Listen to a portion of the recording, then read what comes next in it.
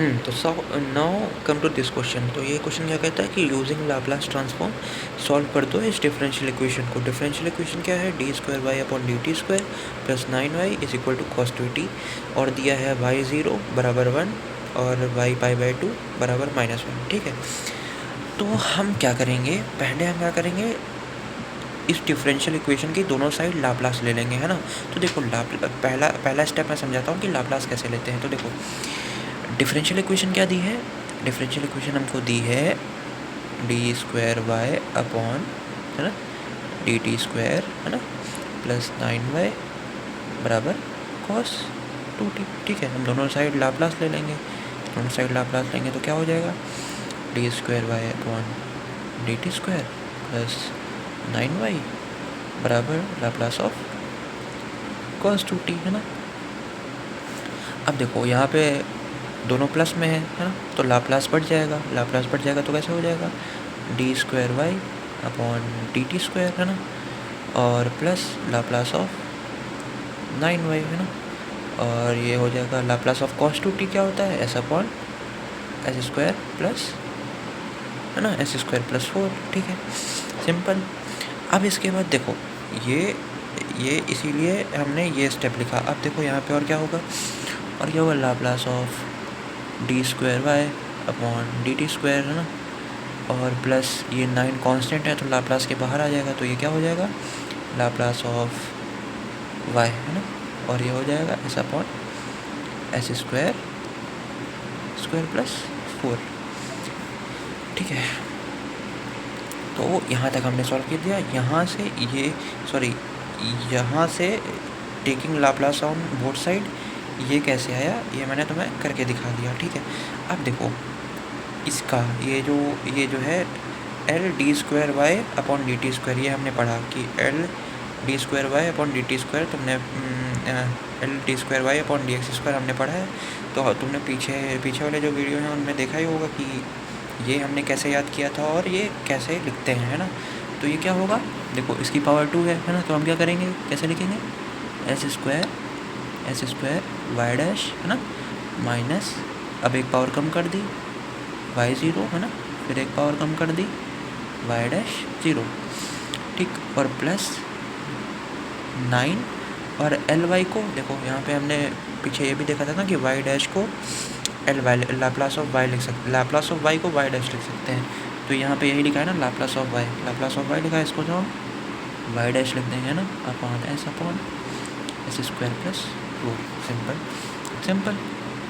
अब हम क्या करेंगे, देखो वाई डैश यहाँ भी है, वाई डैश यहाँ भी है ना, तो कॉमन ले लेंगे वाई डैश को। तो यहाँ से क्या बचा, S square plus 9, sorry S square plus, pen तक में पकड़ा, square plus Y square plus 9, है ना, यहाँ से क्या आएगा, वाई डैश, है ना।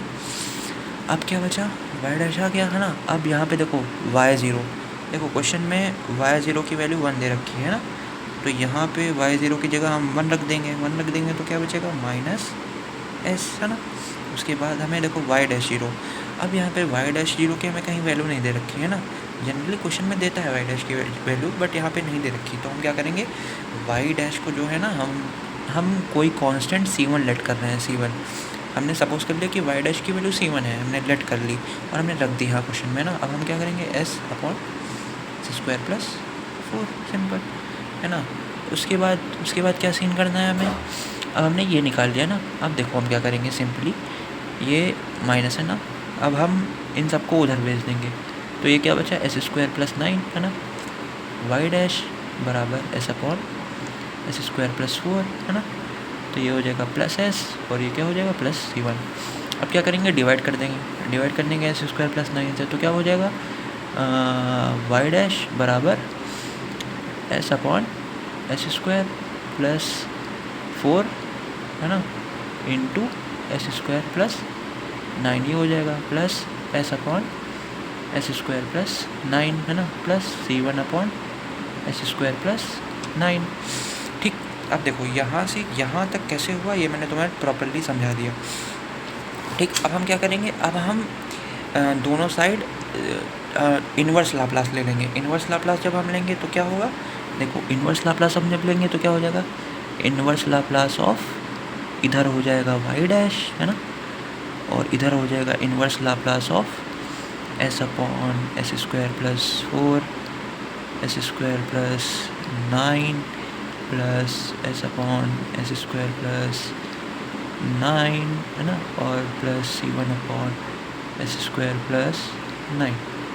अब देखो फिर वही, है ना, अब अगर देखो y ये है y डैश, ये क्या लिखा है, ये y डैश का मतलब क्या होता है, लाप्लास ऑफ y, है ना, लाप्लास ऑफ y होता है।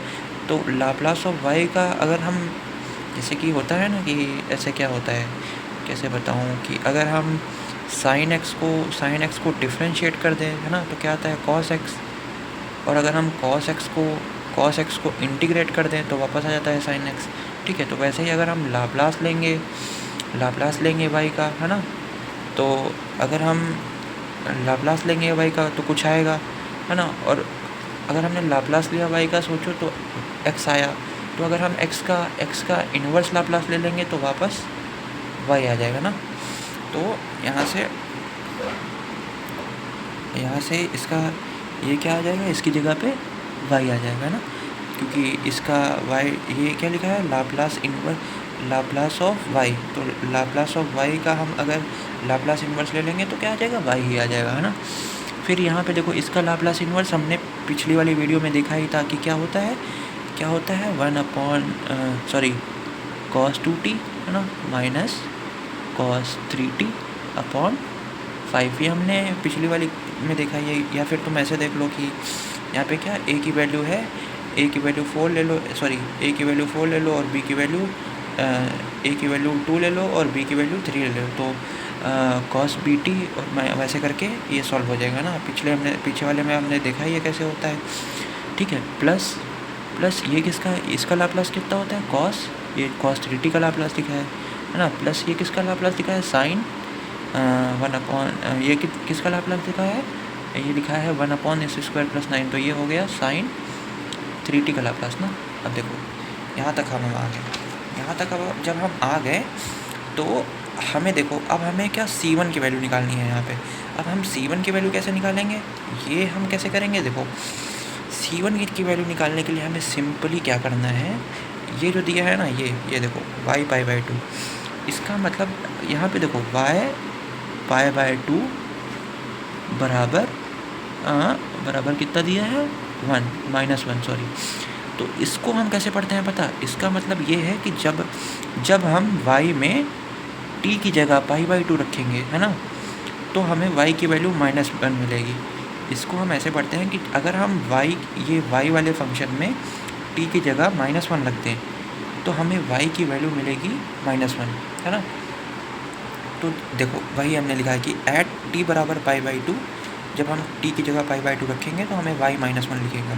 तो हम यहाँ पे t की जगह π/2 रख देंगे और y की जगह -1 रख देंगे।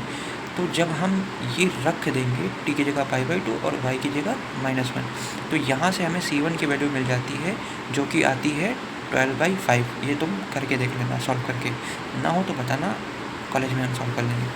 ठीक, तो और यहाँ से y की वैल्यू फिर क्या आ जाती है, जो सेम थी वही हम लिख देंगे, है ना, 1/5 cos 2t, 1/5 cos 2t minus cos 3t upon 5, cos 3t का cos 3t, बस C1 की जगह C1 की वैल्यू 12/5 आई तो 12/5 लिख दी sin 3t, बस यही क्वेश्चन सॉल्व। Okay, simple.